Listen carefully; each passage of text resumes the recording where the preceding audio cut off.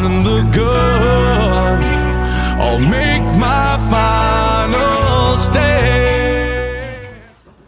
Hey everybody, let's talk about Glock today.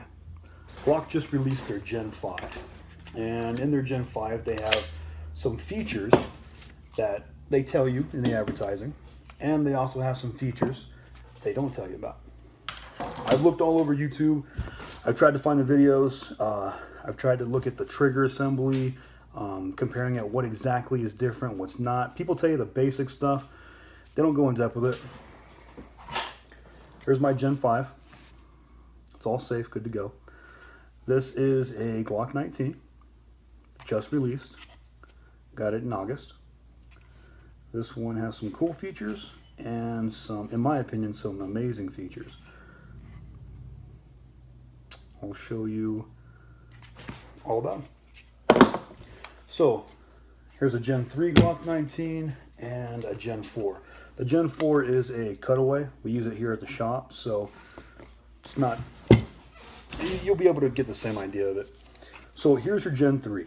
Gen 3, basically, you had a lot of cool things with Glock. This is our standard we're going to deal with. It's basically Gen 4 and previous gens, or now I guess Gen 5 and previous gen. But let's talk about Gen 3. Pretty good gun, really nice. When they went to Gen 4, there were some subtle changes. You have the frame, which from here to here, your length of pull, this area, squeezed in 2 millimeters. So your Gen 4, you'll have a smaller frame, which would be like a Glock 30 when they changed to the SF frame or the S or something like that. You have your Gen 4, which went 2 millimeters in. Your Gen 3 was 2 millimeters out, or your medium or standard base. You could take this with the interchangeable back strap. You could put on a medium, which would be 2 millimeters this way, which would bring you back to your Gen 3 specs. Or you can put on your I don't know, high, I guess it would be, which would be 4 millimeters from normal. So you have medium, under 2 millimeter, which is standard, over 2 millimeter, which is high. This is your Gen 4. And you had some different strength things on the inside of the frame, things like that. The big one everyone wants to know about is going to be Gen 5. As far as Gen 5 goes, it follows the same specs as Gen 4. Okay, same angle, same length of pull measurement, everything's the same. Now, what they did was they got rid of the front finger grooves right here. As a person would grab a gun, usually your hand, the average person, your hand would meet, it get perfect, and you get on target. The average person. Now, for everybody who's not average, which is about 60% of every population or something, you can grab it off, up, down, weird. You can grab it whatever modified position you get it. It's not just grab the gun. It's, oh, it's a little bit off. That's okay. You can make it happen. This kind of took a lot of the error out of it and made it super modular, super interchangeable between shooters. You went down to a 2-pin system right here. Same interchangeable back strap as a Gen 4. You have a flared magazine well, whereas Gen 4, you had no flared magazine well. It's not too bad. I actually like it. It kind of messes with my pinky a little bit as far as these two little points right here kind of rub on it. Not a big deal. I like it, but it is there just so everyone knows. This little cutout right here is stock. If you ever had some kind of malfunction, which you don't, Glock magazines normally come out, even if they're dirty. It's a lot of loose tolerances in there, it just falls. But you can pry it if you needed to. You went down 2-pin design. We went to another Tinifer system up here. It's a Tinifer with like an ion bonding or something. So if you look at the standard Gen 3 or 4 or whatever, you'll see this is kind of a gray, whereas this one on my left is actually a black. It looks darker. Kind of nice. I like it. I don't mind it at all. Your magazines had some changes in them. You have orange followers. Kind of reminds me of like a hex mag kind of look to it. It's not bad.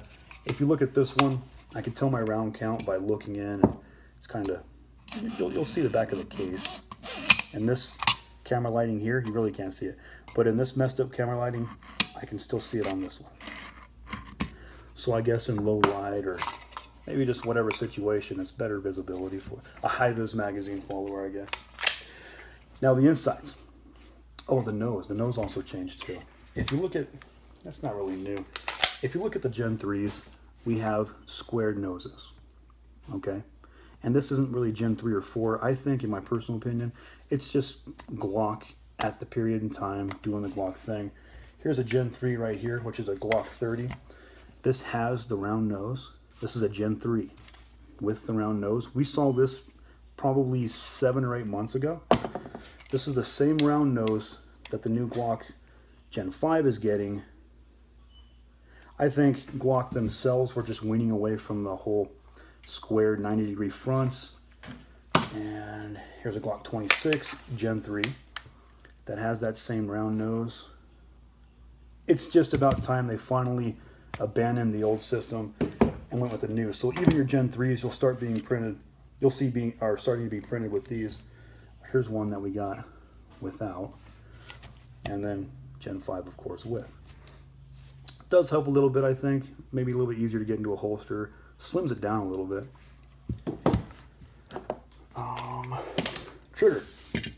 Trigger system in the Glock. The Glock period. A lot of changes there. If you, I don't want to take apart 2 Glocks, I'll just show you. You remember on the old Glocks, you had a 3-pin. This pin right here, okay, kind of goes in. And once you have the pin in, it'll hinge over and it'll kind of lock that pin in. You always used to put the Glock pins in right to left. There's 2 grooves on there, and if you did it left from right, no big deal, but you have to do 2 different little things to get them in there. This one, you don't need any of that stuff on Gen 5. All you do, push it, comes out. You're back, push it, comes out. Easy day.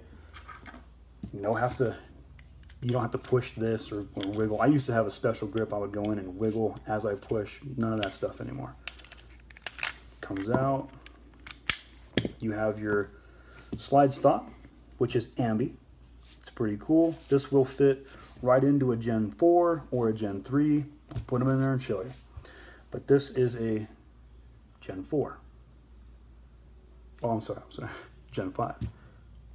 Pretty cool. It's ambi. Back here, the Glock 43 was a special gun, the 42 and 43. Those 2 guns had a special trigger in them. Those 2 triggers had their own little spring. Well, here, I'll show you real quick. Let's see. Remember right here on the cruciform when it comes to a Glock, right here you had an S spring that you would have catch. On the Gen 5, there's no more S spring. None.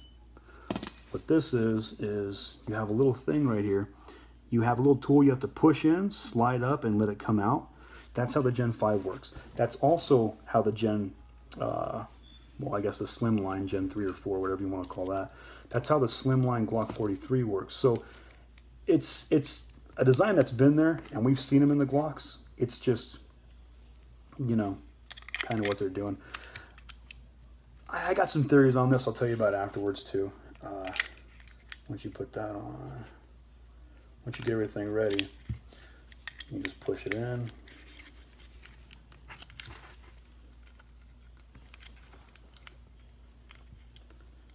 Come on, you. For the record, I've never had a Glock be this difficult, of course, until I started making a video. It's in. Back one goes in. And we're good there. Some differences in the internals too up here.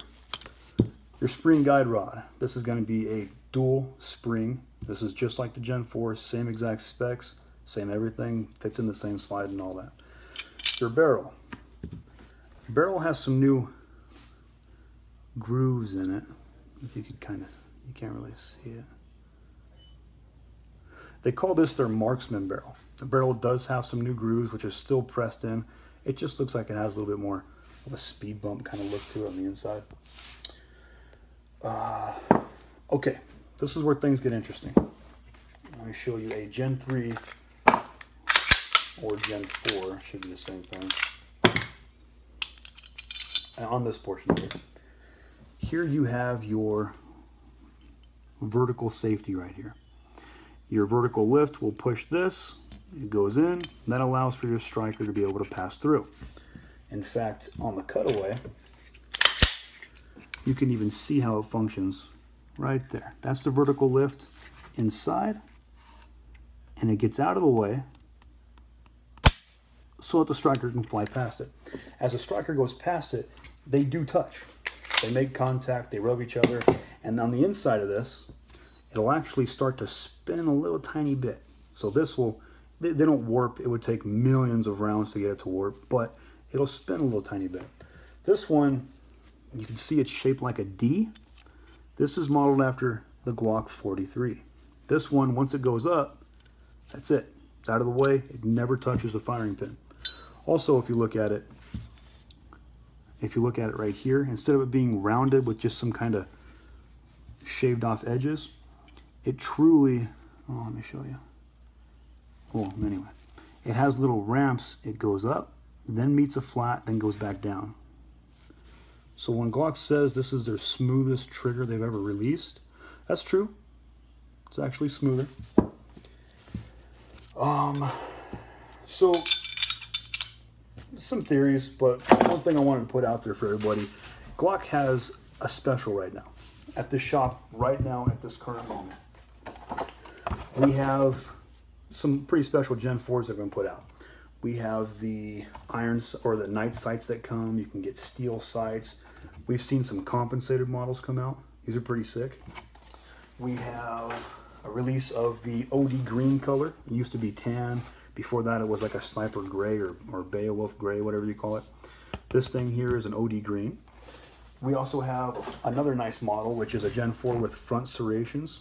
In fact, some Gen 3s were released with the C editions as well. So you can get a compensated Gen 3 if you're in California or wherever it's, you know, generation restricted, I guess. Or new guns on a handgun roster or something like that. With this sale going on right now, Glock didn't want to release a Gen 5. They're not going to put something out that takes away from the current Gen 4 specials. It's not smart marketing. They wouldn't do that. So in my personal opinion, what's going on is Glock just released they had the 17M, which was for the FBI. That was basically your regular Glock, or I think it was a 19 technically, 17 or 19M, that had the ambidextrous slide stop. Pretty cool. They also had the 17 MHS. The MHS was the modular handgun system. That was basically for the Army trials. They just went out, they just mass produced a bunch of prototypes to go out for the Army trials, try and get in their thing and do their stuff. Unfortunately, the SIG P320 took that contract. For Glock, I think it was $262 million or something like that. For the SIG P320 to be produced, it was only looking at like a $130 million contract. So it was significant enough that the services actually abandoned Glock, went with SIG, and so forth. Now the MHS did have a frame safety, which we don't have here, but they did have a frame safety. They had the flared mag well. They had a little D-ring right here so you could put a lanyard on it. They also had the ambidextrous slide stop. This, I think, in my opinion, was all set up for the Gen 5, 17 MHS that got canceled.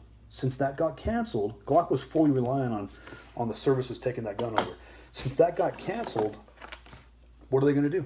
They've already got the molds, they've already got the factory, they've already got sections producing the 17 MHS, and with that going under, screw it. We saw a release of the Gen 5. This was forced into production. I think this was an early release. Again, right in the middle of their summer special. You don't release another brand new prototype or gun right in the middle of another sale. It just doesn't happen. But this would have been something like a SHOT Show release or something like that. But they only released them in 17 and 19s. So maybe it's kind of a thing to get them out there as first, like a beta, like a prototype thing. See what people like about them, get some feedback, and perfect them. Maybe during like 2018 SHOT Show, we'll start seeing some 21s, some Glock 30s, and you know, other stuff in Gen 5. But the Gen 5 is definitely 100% different, and it is actually, this is some custom engravings I put on there, but it's definitely different and 100% worth it. This is not just a no big deal kind of gun that got out there. This is a lot of story behind this thing. Some people will put out there, oh yeah, there's not too much change between the Gen 4. Not at all. If they knew what was going on, the Gen 5 is absolutely a keeper. It's a nice gun. And being an early serial number like BEY, I think later they go into C's or CHE or something like that. Definitely get them now. Get them now because it's pretty cool. All right, man. You guys have a good one.